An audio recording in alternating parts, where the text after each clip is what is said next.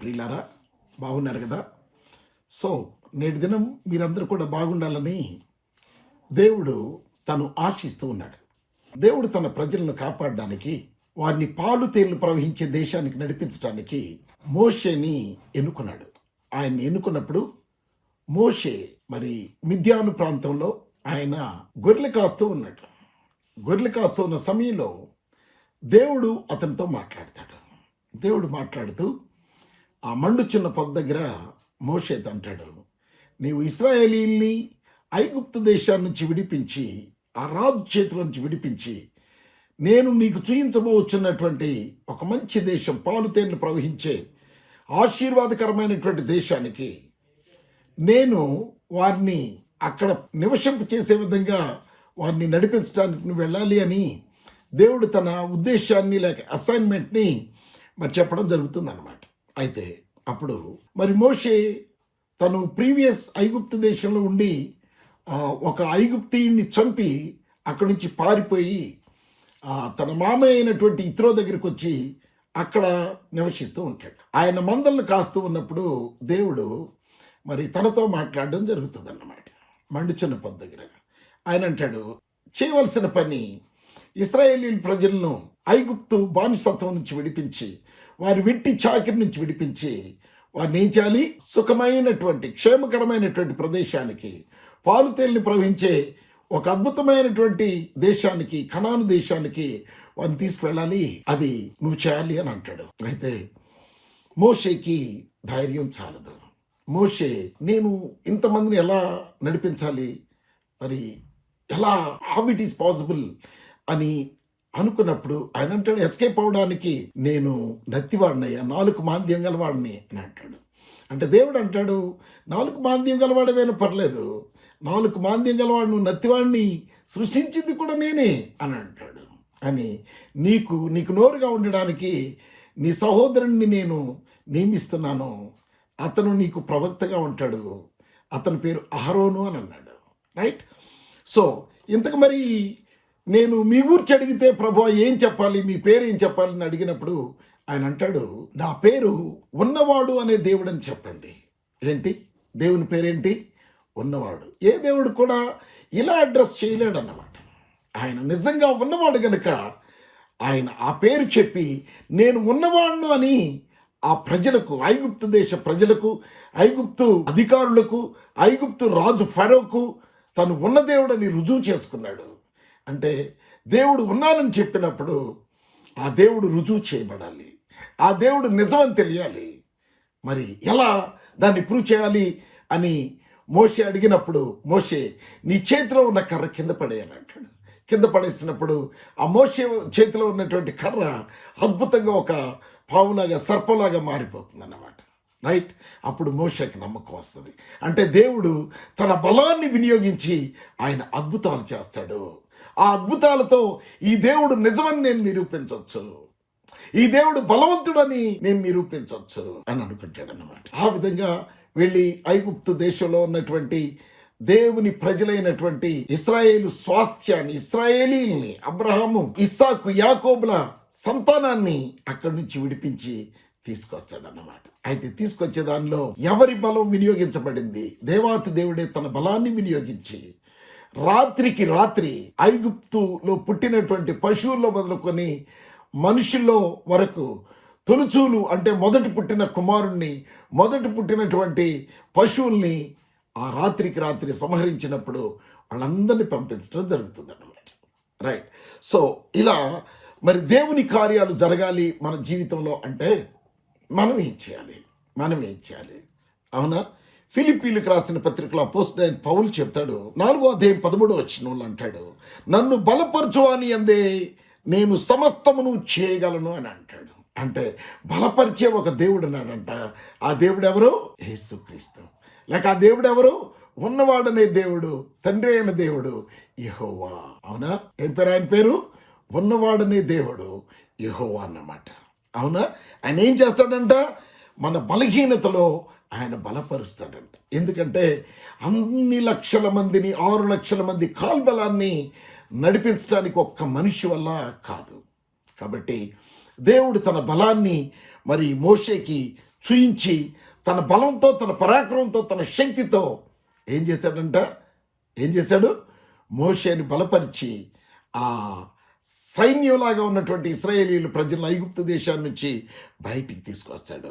అయితే క్రొత్త నిబంధనలో యేసు ప్రభు వారు ఉన్నారు. ఆయన ఎలాంటి దేవుడంట? తండ్రి అయిన దేవుడు ఎంత బలమైన దేవుడు, ఎంత బలవంతుడో, తన కుమారుడైన యేసుక్రీస్తు ప్రభు వారు కూడా అంతే బలవంతుడు అని లేఖనాలు సెలవిస్తున్నాయి. అదే కదా అంటాడు. ఆ భాగాన్ని చూద్దాం. యెషయా గ్రంథం 9వ అధ్యాయంలో 6వ వచనం నుండి చదువుకుందాం. ఏలైనగా మనకు శిశువు పుట్టెను, మనకు కుమారుడు అనుగ్రహించబడెను, ఆయన భుజం మీద రాజ్యభారముండును అన్నాడు. ఎవరి భుజం మీద? శిశువుగా పుట్టినటువంటి యేసుక్రీస్తు భుజం మీద రాజ్యభారం ఉంది అని అంటాడు. ఇంకా ఆయన ఎలాంటి వాడంట? యేసుక్రీస్తు ప్రభువారు ఆయన ఆశ్చర్యకరుడు, ఆలోచనకర్త, బలవంతుడు దేవుడు. యేసు ప్రభు వారికి ఏ పేరు నామకరణం చేయబడింది? ఆయన బలవంతుడైన దేవుడు. ఆయనకి పేరు ఉన్నప్పుడు ఆ పేరును బట్టి పనిచేసే దేవుడు ఆయన ఆశ్చర్య కార్యాలు చేసే దేవుడు, ఆయన బలవంతుడైన దేవుడు. ఎంత బలవంతుడంటే భూలోకంలో ఎన్ని శక్తులున్నా ఆ శక్తుల కంటే అత్యున్నతమైన శక్తి కలిగి అన్నిటికంటే అత్యధిక బలము కలిగినటువంటి దేవుడు యేసు ప్రభువారు. అవునా? మరి యేసు ప్రభువారు పేరు ఏమనుంది ఇక్కడ? బలవంతుడు. కాబట్టి తన బలాన్ని తనని నమ్మినటువంటి ప్రజలకి ఇచ్చి వారిని బలపరిచే దేవుడు ఎవరు? యేసు ప్రభువారు. ఆ మాట మనం చూద్దాం. దేవుని కార్యాలు చేయడానికి అపోస్తలుడైన పౌలు బలహీనుడిగా ఉన్న సమయంలో దేవుడు ఏమంటూ ఉన్నాడు?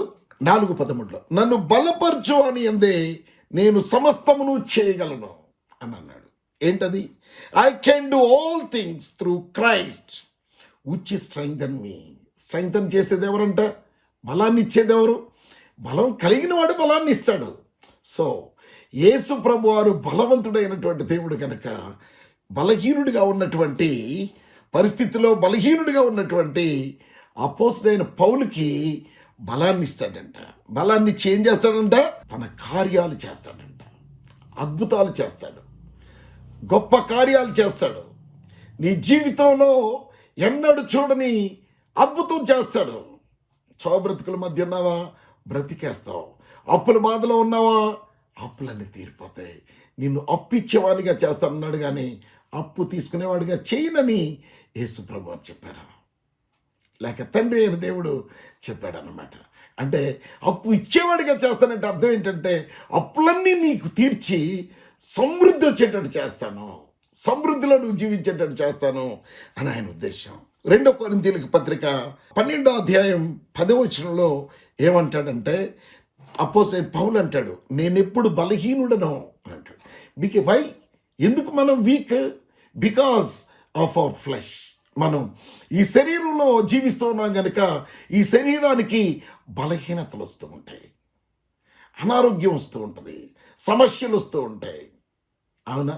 ఈ లోకంలో సాతాను ఉన్నాడు కనుక వాడు సమస్యలు సృష్టిస్తూ ఉంటాడు, వాడు అనారోగ్య పాలు చేస్తూ ఉంటాడు, వాడు మనల్ని భయంకరమైనటువంటి ఊబుల్లో దించుతూ ఉంటాడు అన్నమాట. పాప బంధకాల్లోకి తీసుకెళ్తూ ఉంటాడు. ఆ పాపం వచ్చే శాపాన్ని మనం భరించే విధంగా చేయాలని ప్రయత్నం చేస్తాడు. రకరకాలుగా వాడు మనల్ని ఇబ్బంది పెడుతూ ఉంటాడు. అయితే ఏమంటున్నాడు? నేను ఎప్పుడు బలహీనుడనో అప్పుడే బలవంతుడను అన్నాడు. This is the secret of Christians. క్రైస్తవులకు ఉన్నటువంటి అద్భుతమైన సీక్రెట్ ఏంటి తెలుసా? ఇదే. ఎందుకంటే ఎప్పుడైతే అపోస్తలుడైన పౌలు నేను బలహీనుడును అని అన్నాడో అప్పుడే నేను బలవంతుడిని అని అంటా ఉన్నాడు. ఎప్పుడైతే బలహీనంగా ఉండిపోతాడో అపోస్తలుడైన పౌలు అప్పుడు తను నమ్మినటువంటి ప్రభు అయిన యేసు నుంచి బలాన్ని తీసుకుంటాడన్నమాట. He will restore the strength from Jesus Christ of Nazareth. ఆయన యేసు ప్రభులో నుంచి బలాన్ని తీసుకుంటాడనమాట. కనుక క్రీస్తు నిమిత్తం నాకు కలిగిన బలహీనతలలో, నిందలలోను, ఇబ్బందుల్లోనూ ఇవన్నీ మనుషులకు వస్తాయి. ప్రభు నమ్మిన వాళ్ళకు కూడా వస్తాయి. ఇవన్నీ కూడా ఇబ్బందుల్లోనూ, హింసలలోనూ, ఉపద్రవములలోనూ నేను సంతోషిస్తున్నాను. ఇబ్బందులు ఎవరైనా సంతోషిస్తారా? దేవుని బలాన్ని నువ్వు పొందుకుంటే, దేవుని దగ్గర నుంచి బలాన్ని నువ్వు తీసుకుంటే నువ్వు సంతోషంగా ఉండగలవు. ఎందుకంటే ఆ బలంతో నీకున్నటువంటి సమస్యను తీర్చేసుకుంటావు. నీకున్న బలహీనతను దేవుని దగ్గర నుంచి బలం తీసుకొని నువ్వు బాగైపోతావు. ఒక ఆశ్చర్యకార్యాన్ని నీ జీవితంలో నువ్వు చూసుకుంటావు. ఎందుకో తెలుసా? యేసు ప్రభు పేరు ఆశ్చర్యకరుడు. బలవంతుడైన దేవుడు నీ జీవితంలో ఒక ఆశ్చర్యకార్యాన్ని చేస్తాడు, ఒక అద్భుతాన్ని నీ జీవితంలో చేస్తాడు. అవునా? సో కాబట్టి మనం బలహీనులుగా ఉన్నామే అని క్రైస్తవులు బాధపడాల్సిన అవసరం లేదు. యేసు ప్రభు నమ్మినటువంటి బిడ్డలు, నేను బలహీనుణ్ణి, నాకు జబ్బు ఉంది, నాకు అప్పు ఉంది, నాకు సమస్య ఉంది అని బాధపడాల్సిన అవసరం లేదు. ఎందుకు బాధపడకూడదో తెలుసా? నీ దేవుడు ఎలాంటి దేవుడో నువ్వు ఎరిగి ఉండాలి. మోషేకి తెలుసు తను పిలిచిన దేవుడు ఎంత బలవంతుడైన దేవుడు. ఆయన సైన్యములకు అధిపతి యెహోవా, యుద్ధశూరుడు, యుద్ధాలు చేస్తాడు, అద్భుత కార్యాలు చేస్తాడు. తన బిడ్డలను క్షేమంగా కాపాడుకొని ఎక్కడికి తీసుకువెళ్ళాడు? ఐగుప్తు దేశాన్ని నుంచి పాలు తేళ్లు ప్రవహించే కనాను దేశానికి తీసుకువెళ్తాడు తన బలముతో. అవునా? ఈరోజు బలహీనుడిగా ఉన్న నీవు సహోదరుడివైనా నువ్వు ప్రభువుని నమ్ముకుని ఉంటే ఆయన బలాన్ని అడుగు. అయ్యా, నన్ను బలపరచు ప్రభువా, నేను బలహీనుడిగా ఉన్నాను, బలహీనురాలుగా ఉన్నాను, నన్ను బలపరచు, మీ కార్యం నాలో జరిగించు, ఒక అద్భుతాన్ని నాలో చేయి, ఒక ఆశ్చర్య క్రియను నాలో చేసి నాకున్న ఈ పరిస్థితిలో నుంచి బయటికి తీసుకురమ్మని అడుగు, ప్రార్థన చేయి.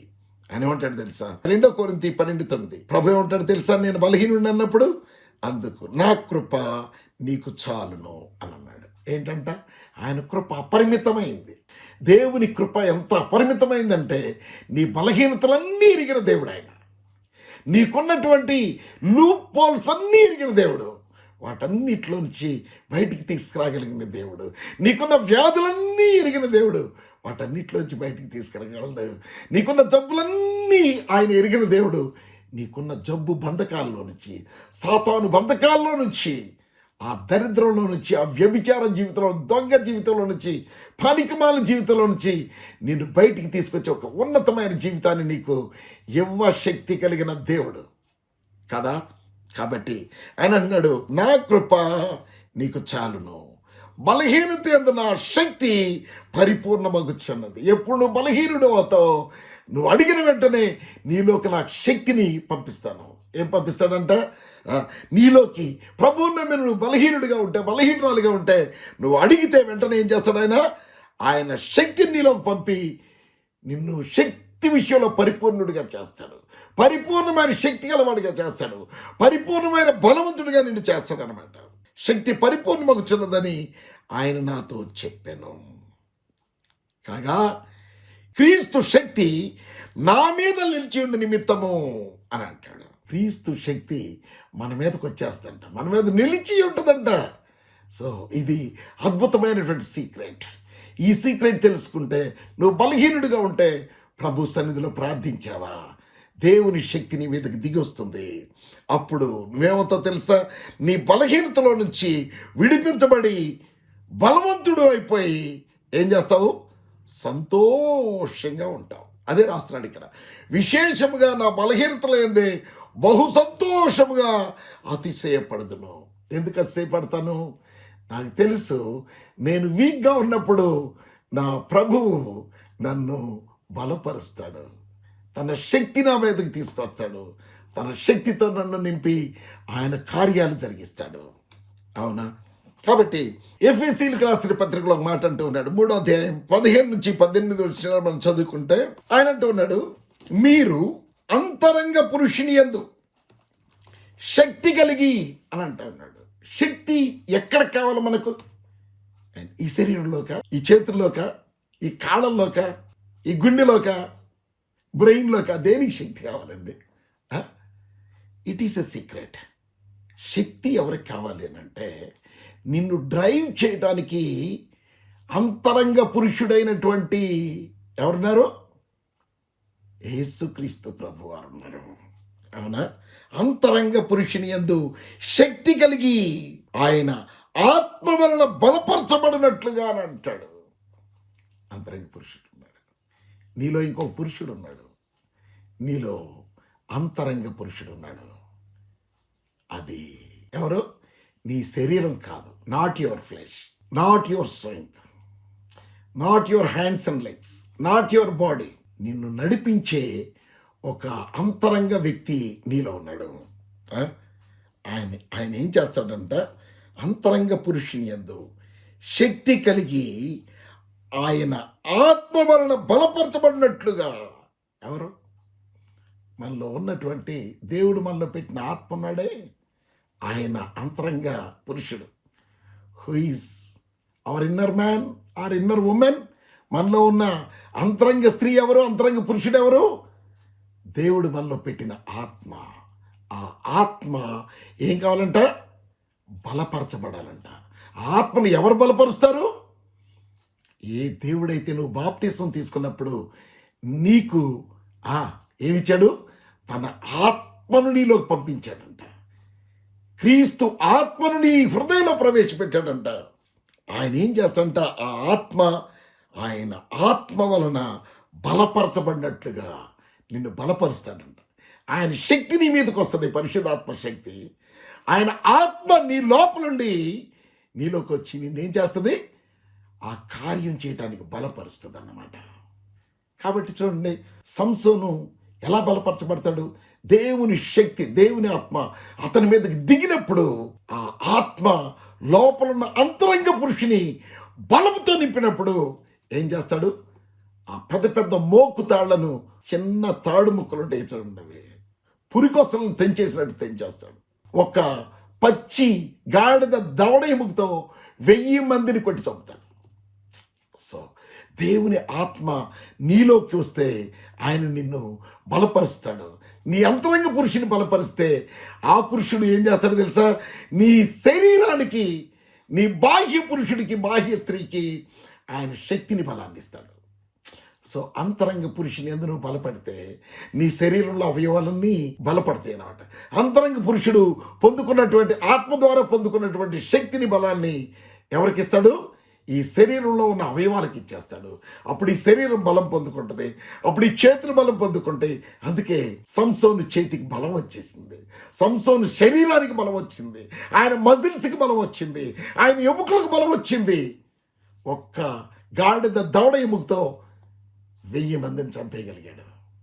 సో అంతరంగ పురుషుడైనటువంటి దేవుడు నీలో ఉంచి నీ శరీరాన్ని నడిపిస్తున్న ఆత్మను, పరిశుద్ధాత్మ దేవుడు నీలోకి వచ్చి శక్తితో నింపినప్పుడు నీ జీవితంలో అద్భుత కార్యాలు చేస్తావు అన్నమాట. You will be a different personality in Christ. దేవుల్లో నువ్వు ఒక అద్భుతమైన వ్యక్తిగా మారిపోతావు. దేవుడు కృపగల దేవుడు. క్రీస్తు మీ హృదయముల్లో విశ్వాసము ద్వారా నివసించినట్లుగా. ప్రభువాక్యాన్ని నమ్మినటువంటి మరి మన జీవితాల్లో క్రీస్తు ప్రభువు నివసించాలంటే వాక్యాన్ని నమ్మి ఆత్మను అడిగి పొందుకొని, ఆత్మ సహాయాన్ని మనం తీసుకొని బలపరచబడి మనకున్న ప్రతి సమస్యను దేవుని బలంతో, శక్తితో క్లియర్ చేసుకోవాలి. దేవుని ఆత్మ సమస్తం చేయగలిగిన ఆత్మ, ఆయన ఆత్మ జ్ఞాన వివేచన కలిగిన ఆత్మ, ఆయన ఆత్మ స్వస్థపరచు ఆత్మ, ఆయన ఆత్మ అద్భుతాలు చేసే ఆత్మ. ఆ ఆత్మ నీలోకి వచ్చినప్పుడు నీ జీవితంలో అద్భుతాలు జరుగుతాయి. నీ ఏడుపులో నుంచి బయటకు వస్తావు. నీ సమస్య ఎంత జటిలమైందైనా ఆ సమస్యలో నుంచి అద్భుతంగా బయటకు వస్తావు. నిన్నెవరు ఆపలేరు, నిన్నెవరు జయించలేరు. దేవునికి స్తోత్రం కలుగునుగాక. సో ఇంకొక మాట మనం చదువుకుందాం. 1 తిమోతికి రాసిన పత్రిక 1వ అధ్యాయం 12వ వచనంలో ఈ విధంగా రాస్తాడు, నన్ను తన పరిచర్యకు నియమించి నమ్మకమైన వానిగా ఎంచినందుకు. ఒకవేళ నువ్వు విశ్వాసవి కాకుండా పరిచర్య చేస్తున్నావు, సంఘ పరిచర్య, సేవకుడిగా జీవిస్తూ ఉన్నావా, వాక్యోపదేశకుడిగా జీవిస్తూ ఉన్నావా? అవునా? ఎవరిగా జీవిస్తూ ఉన్నావు? రెవరెండ్గా, ప్రాఫెట్గా జీవిస్తూ ఉన్నావా? అయితే ఆయన అంటున్నాడు, నన్ను తన పరిచర్యకు నియమించి నమ్మకమైన వానిగా ఎంచినందున. అయితే ఇక్కడ ప్రభువుకి నీ నమ్మకాన్ని చూయించాలి.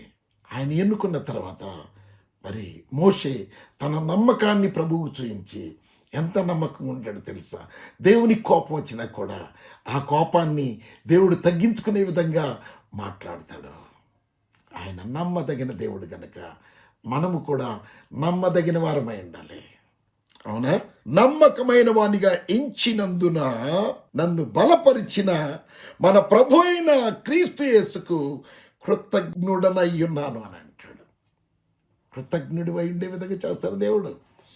ఆయన నిన్ను నియమించాడన్న విషయాన్ని నువ్వు మర్చిపోకూడదు. ఆయన నిన్ను ఏర్పరచుకున్నాడు తన వస్తువుగా, తన బిడ్డగా, తన సేవకునిగా, తన సేవకురాలుగా నిన్ను ఏర్పరచుకున్నాడు అన్నటువంటి విషయం నువ్వు మర్చిపోకూడదు అన్నమాట. దేవుడు నిన్ను నమ్మకమైనటువంటి వ్యక్తిగా ఎంచితే, అలా నువ్వు జీవించగలిగితే, నమ్మకమైన వ్యక్తిగా ప్రభు దగ్గర జీవించగలిగితే ఆయన ఏం చేస్తాడంట, నిన్ను బలపరిచి ఆయన కొరకు నిన్ను ఒక అద్భుతమైన వ్యక్తిగా, మహత్కార్యాలు చేసే వ్యక్తిగా, సూచక్రియలు చేసే వ్యక్తిగా, స్వస్థపరిచే వ్యక్తిగా, దురాత్మలు వెళ్ళగొట్టే వ్యక్తిగా నిన్ను మార్చేస్తాడు.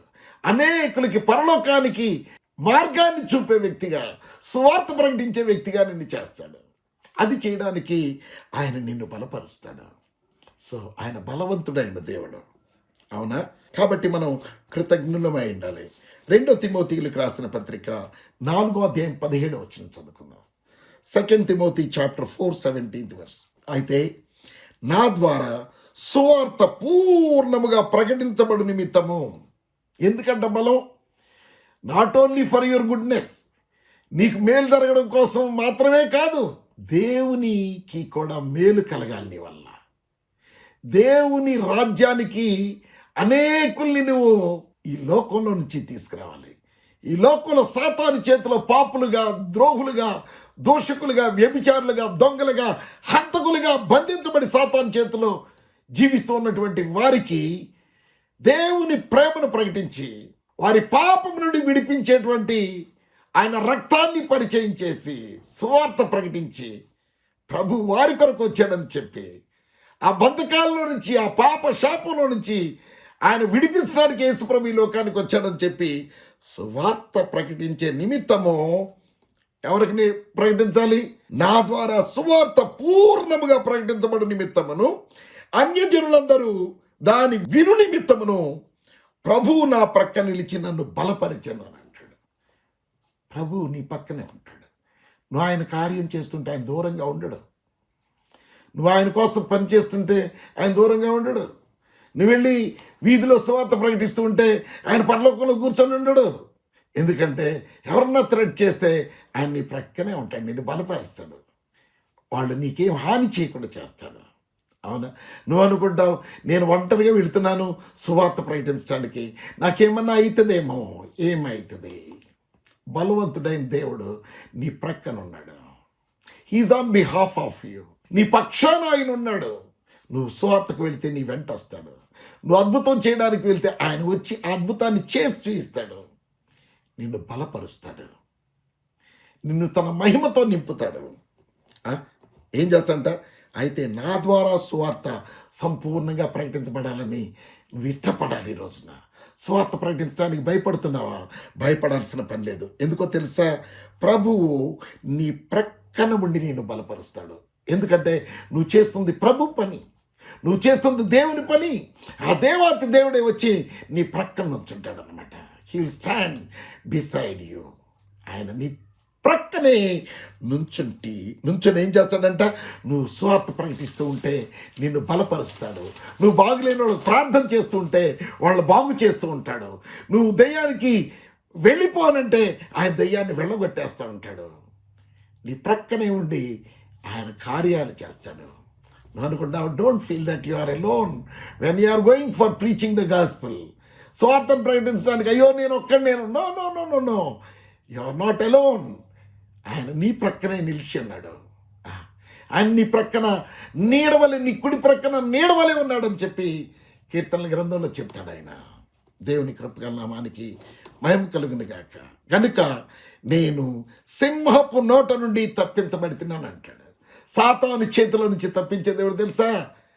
నీ ప్రక్కన నిలిచి ఉన్నటువంటి దేవుడు. అనేక మంది నీ మీద వ్యతిరేకంగా ఎదురొచ్చిన వాళ్ళ నోట్లో నుంచి నిన్ను విడిపించి బలపరిచే దేవుడు, అద్భుతమైనటువంటి దేవుడు. కాబట్టి మనం ఏం చేయాలి? అని చెప్తున్నాడు ఇక్కడ. ఎఫెసీయులకు రాసిన పత్రిక 6వ అధ్యాయం 10వ వచనం చదువుకుందాం. Let's read Ephesians chapter 6 10th verse. తుదకు ప్రభు యొక్క మహాశక్తిని బట్టి అని అంటా ఉన్నాడు. దేన్ని బట్టి? తుదకు, ఫైనల్లీ. ఏంటి ఫైనల్లీ అని అంటే? నీకు శక్తి లేదా? నువ్వు బలహీనుడువా? నీకు భయం వేస్తుందా? పోనీ నీకేదైనా జబ్బు ఉందా, వ్యాధి ఉందా? నువ్వు పరిచర్య చేయడానికి వస్తే దాన్ని కూడా ఆయన తీసేస్తాడు. తీసేసి నిన్ను శక్తితో నింపుతాడు. ఆయన ఏం చేస్తాడంట? తుదకు ప్రభు యొక్క మహాశక్తిని బట్టి. ఆయన బలవంతుడే కాదు, మహాశక్తి సంపన్నుడు అన్నమాట. కాబట్టి ఆయన తన శక్తితో నిన్ను నింపాలనుకుంటున్నాడు. కాబట్టి శక్తిని బట్టి ఆయన యందు బలవంతులై ఉండండి అని అంటాడు. ఎవరిలో బలం? Your strength is not enough to fight against the devil and it's world. సాతాను మీద నువ్వు ఫైట్ చేయడానికి నీ శరీరానికి ఉన్న బలం, నీ శరీరానికి ఉన్న శక్తి చాలదు. It is not enough to fight the battle with devils. ఈ దురాత్మల సామ్రాజ్యంలో నువ్వు ఎదురు తిరిగి పోరాడడానికి నీ శక్తి చాలదు. అందుకనే దేవుడు అంటూ ఉన్నాడు, ప్రభు యొక్క మహాశక్తి ఆయన నీ ప్రక్కనే ఉన్నాడు. ఆయన మహాశక్తిని తీసుకొని ఏం చేయాలి? నువ్వు మహాశక్తిని బట్టి బలాన్ని పొందుకో. మాట్లాడడానికి బలాన్ని పొందుకో, ప్రార్థన చేయడానికి బలాన్ని పొందుకో, వాక్యం ప్రకటించడానికి బలాన్ని పొందుకో, అద్భుతాలు చేయడానికి బలాన్ని పొందుకో. So restore strength from the power of God. దేవుని మహాశక్తిలో నుంచి నువ్వు బలపరచబడి బలవంతుడై ఉండాలి. ఆయన శక్తి నిన్ను బలపరుస్తుంది. ఏం చేస్తుంది? ఆయన శక్తి నిన్ను బలపరుస్తుంది. కాబట్టి అయితే ఇక్కడ ఒక మాట చెప్తున్నాడు, ఎఫెసీ 6:11 చెప్తున్నాడు, మీరు అపవాది తంత్రములను ఎదిరించుటకు. ఎందుకు నీకు బలం? ఎందుకు నీకు శక్తి కావాలి? లోకంలో అపవాది పనిచేస్తూ ఉన్నాడు. మనుషుల్లో అపవాది దూరి దేవుని కార్యాలు జరగకుండా ప్రయత్నాలు చేస్తున్నాడు. కాబట్టి మీరు అపవాది తంత్రములు, వాడేసే ప్రతి ప్లాన్, వాడు చేయబోయే యాక్సిడెంట్, వాడు పెట్టబోయే జబ్బు, వాడు చేసేటువంటి నాశనాన్ని మీరు ఎదుర్చుటకు శక్తిమంతులగినట్లు అని అంటా ఉన్నాడు. దేవుడిచ్చు సర్వాంగ కవచమును ధరించుకొనడి. ఫైనల్లీ ఆయన కవచాన్ని ఇస్తానంటున్నాడు. దాన్ని ధరించుకొని ఈ బ్యాటిల్లో, ఈ యుద్ధంలో నువ్వు విజయాన్ని పొందుకొని ప్రభువును మహింపరచాలని ఆయన ఇష్టపడుతున్నాడు. God bless you. దేవుడు మిమ్మను సమృద్ధిగా ఈ నూతన సంవత్సరంలో దీవించునుగాక. ఆమెన్.